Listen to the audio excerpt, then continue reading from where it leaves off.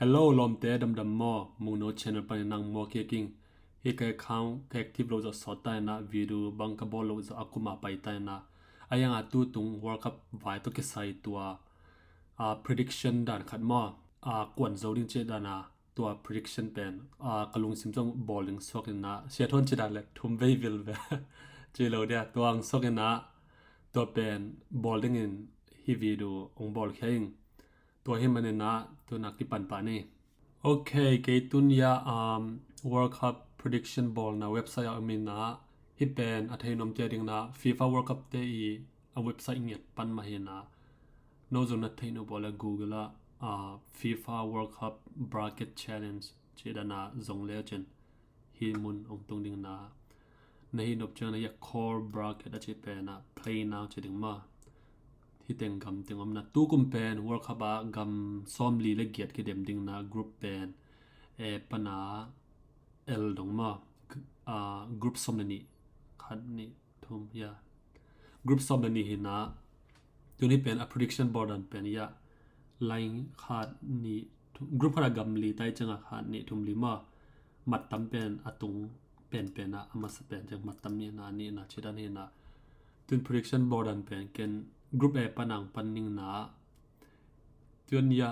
เม็กซิโก South Korea Czech ฮีอามินเป็นหล่อฮะแม่ Czech Republic ที่ทางคดีเล็กล้อแต่เจ้าไงยะ South Africa มาตัวติงละกาเกนกวนมัดทำงานเป็นกวนโซเป็นดิงจีเดี๋ยวเลยตัวน South Korea บางเกนมวงเป็นใกล้แต่ฮีกรุ๊ปติงละกา South Korea เบลกาลิมดิงจีกิเมกไทยมาแต่เจ้านะอันนี้นะhe World Cup a group dan pen le a top 2 the girl pen automatic ka songma a top 3 na pen qualification chi dan khat hin na amao hi a top 3 teng kidem le ding to teng la pa team por khat ka ding por khat ke ding chi dan hin na South Korea bel ka lim ding changa Mexico tong muangi Mexico ke changa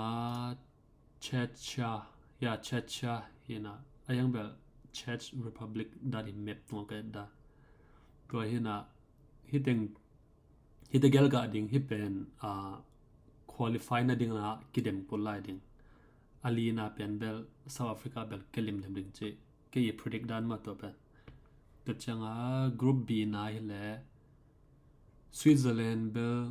ม่วงเป็นนี่ฮิตงละก็แต่จังแคนาดาซงQatar เป็นมุสลิมกัมแต่จังไงอะบอสเนียแคนาดาที่นี่กัมเวงแต่มองที่นี่นะฮีบอสเนียอาทุมนา qualification กิเดมดิงแต่จังอ่ะ Qatar มาฮีแต่งฮีนะจัง group C นายแหละบราซิลกะลิมมาโมร็อกโกสกอตแลนด์ไฮตีเบลaccording umking Morocco Scotland Morocco bel mong zang wa Hakimi te por bai na amao khang Morocco te khang thak te zong siam thei mama te changa kaling in lamen te Scotland bel qualification academy lighting Haiti bel kelim ding group D na pen USA come on USA bel ka lim ding Turkey ma Australia ama jida Paraguay Turkey bel lem Turkey chin amin thak bel Australia te na bel Turkey te amat arrange tam zu thain te ke mo to Australia bel qualification ke dem ding Paraguay bel kelim lim ding ke prediction dan he thai tam lo chiniแต่จังนะกรุ๊ป E นะฮิเลเยอรมนีเบลกะลิมดิงเอกวาดอร์ไอวอรีจีแอฟริกันกัมขัดฮีแต่จังฮิตเป็นแคริบเบียนกัมฮีโคราก็จีดาขัดฮีบ่อามินเบลเทกาไอมาแบบกูรักเก้าจีดาฮีนะฮีอัฟฟอร์มตุไลตักGermany in a last game te nga teng zo ga chida Ecuadorian zo kidin thum zo hi gam khote divorce divorce thầy ngay game li zo game khat le an we pen Curacao game khat zo game thum le game khat kedin chỉ dan zong ken thầy dan ye dena thầy klo Ecuador mong ne ta changa hi Ivory bel thầy ken hi agam be to ting hi na hi Curacao chi bel amao gam neu ma island tuikul khat hi na a population zone ei mi te sang tom zon te teng khat wal kim hong be hi na world cup ka zo chi pen ama anasima ma hi na group F na le Japan Netherlands hitagal ka lim Sweden zong hardware khat hai ma yang bel qualification ko ini Tunisia bel ke lim ding Belgium Iran Egypt New Zealand to ting lapana Belgium bel ka lim ding te isa Egypt le Iran pe Egypt Mohammed Saleh bel omei changa Saleh Mohammed Salah te cha Iran le New Zealand bel Iran chi mai ni happy mai ni te changa group H na hele Spain Uruguay Saudi Arabia Cabo Verde Spain be ka lim ding Uruguay zong Hibel Island ne khat dan ma hele kilometer Cabo Verde Saudi Arabia qualification akidem la chance nei lai ma group I na hele France Senegal Norway Iraq France be ka lim Norway le Senegal be hi a state tung to na tel jun hi bel tel ham pena Senegal jeng Norway chance nei lai group J Argentina Austria Maya Austria Algeria Jordan ina Argentina bel ka lim Messi Austria chini European he Algeria bel North African country ina Jordan bel kol khang kachanga group K nai le Portugal Colombia Congo ma Uzbekistan Portugal bel ka lim ding Ronaldo na ina Colombia wa James Rodriguez to pa gam na itige bel ka lim ding ke mo Congo te jong hard khan de tu tung Uzbekistan te bel khat World Cup khat ve na hele kilo ma niranga Soviet Union gam lui te ma group atom na ma group L na hele England Croatia Panama Ghana hina England bel ka lim ding Croatia jong ala mai lo amao agam aneu bang lo World Cup final lam ho ka zo ma nungkum Tunisia Nigeria azong runner up nga ma to changa Panama Ghana rồi Ghana Panama bel kia okay to na pick the best third place team to ni dena athum na hi katel ting ma to ting lak panina select okay to pen group somani lak pana group somani eve to ting lak pana giat ka to ding to pen somani lak pana giat na up mo aka ding ting tialin chata ma okay tu hi ting tena athum na ting hi na hi deng la pa giat tel ding Norway ka lim ding Sweden zong chang na Australia chinina Scotland Congo tel ham pia ne Scotland pong ni Saudi Arabia chinina Algeria hi chizani Iran tel mai ni tu tung amao a popular lai tak e changa okay tu na round som tum le ni na he na hitting pana round som le guk na kidem ding gam som thum le ni ma round som thum le cha gam som thum le ni Germany le Australia Germany vel ka lim ding French le Sweden French ka lim ding Los Angeles Stadium ai le Mexico le Canada in veng te gel hina kwa gum zeng ya Mexico gum zeng ngai Mexico vel siam sa zon gen Japan le Morocco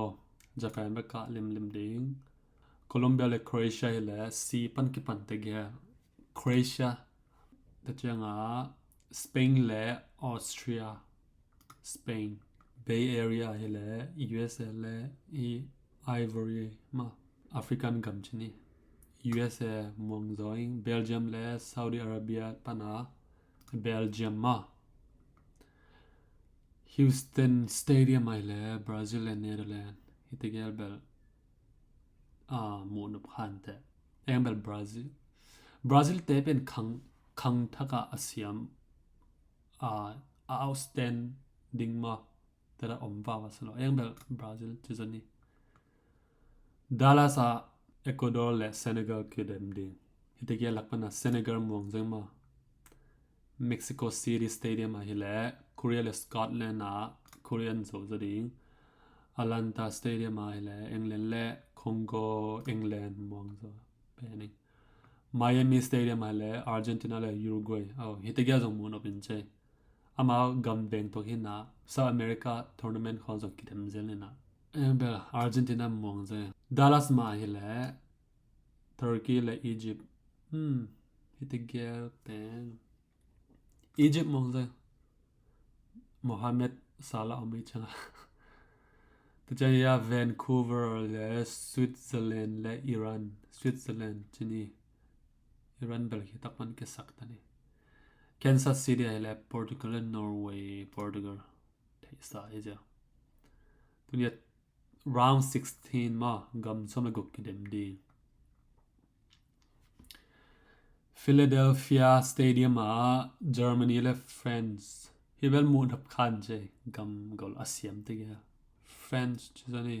toeta amao akhang nak te hat thai vi ve hina Mbappe chiran te khong Dembele hong bang chen beling nga ma changa Houston Stadium a hile Mexico le Japan Mexico bel kelim Japan ka changa Dallas Stadium ko keng ma Croatia le Spain bel mong Spain Shada la hile USA le Belgium Belgium chazani USA bel ke saktani hitaka New York a hile Brazil le Senegal bel lamet omge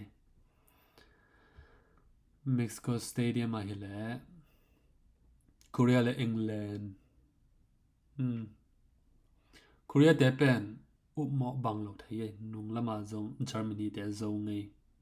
ina England devil Harzat England te zo sangni Atlanta Stadium ai le Argentina le Egypt Argentina chinina Egypt le nam ke Vancouver ai le Switzerland le Portugal chizani heu le Messi le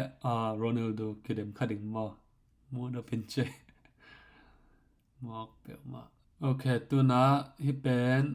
QF bang chale quarter final ke chema gam khani thumli nga guk sagi get gam get ke dem ding ma ni le French le Japan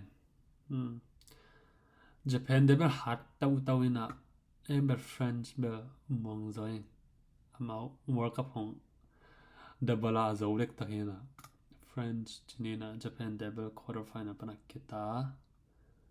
Los Angeles Stadium ai le Spain le Belgium Spain mong zoi Miami Stadium ai le Brazil England mong zoi Brazil bel hivawa hol saking tun changa Kansas City ai le Argentina le Portugal haksai kei Messi fanจะเดี๋ยวกันจังอ่ะ Ronaldo ได้โลเบลhello Ronaldo เบลหอยมาเอ็ดลอมidol ดิ่งอ่ะจงอัฐาจงกิลอมจ้ะยังเบล Messi เบลม่วงจ้ะตัวน่า semi final ละกัมลีกิเดมดิ่งมาฮู European กัมทุ่มเละ South America กัมขัดมา Okay friends let's Spain pen nung kumaran matchesin France Argentina maak pe ma France le Argentina ma nung ko mazang hiran ma hina